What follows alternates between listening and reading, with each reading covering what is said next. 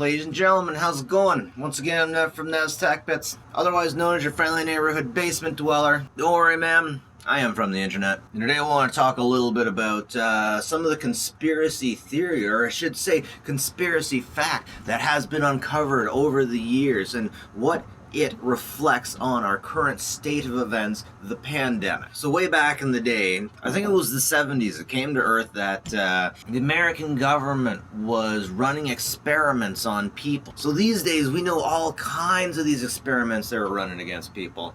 My favorite one, maybe I shouldn't say favorite, but the funniest one was something called MKUltra, and that's when the CIA was using hallucinogenics to see if they could help America in the war against terror, or whoever else America was trying to extract information from. I'm sure a lot of us who have been around online or have done the rounds on Reddit have heard situations of people jumping from buildings, government employees jumping from government buildings, and later on it turns out that these individuals were being tested on with some crazy hallucinogenics. Now, anybody who's been around the block at all when it comes to hallucinogenics will tell you some people this stuff just doesn't work on. You can give it to some people and they'll have the best trip and they'll be happy and then there'll be nothing wrong.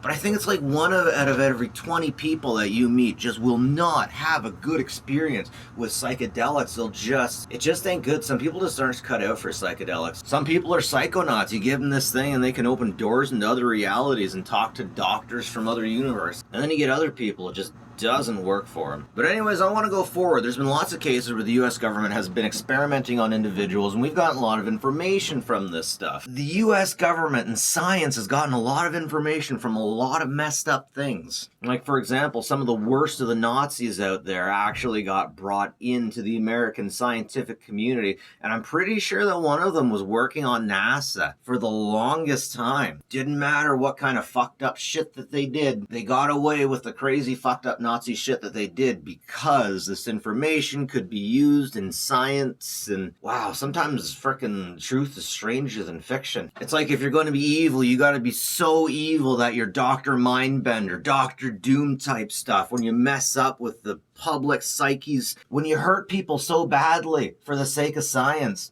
that you can actually help the universe with the information you get. It's like if you're going to be bad, you gotta be super bad. But anyways, I want to bring all this information back to COVID. The information that we've learned from all this crazy stuff and what it has to do with COVID. What can we learn from MKUltra, from all of these things that the American government has been doing to their own people? Sometimes I think if the American government did this to their own people, other countries must have done even worse things. I digress. One of the first things that I want to point out is that when the American government was doing experiments to their own people within their military, one thing that they would do is they would reinfect people with things that they had gotten before. And they found out that if somebody's immune system was low enough, they could be reinfected with stuff over and over again, even if they had the antibodies for this stuff. Another thing that they learned is even if you are not sick with something, there is an area within your nose, an area within the frontal face where crap that you breathe in, crap that you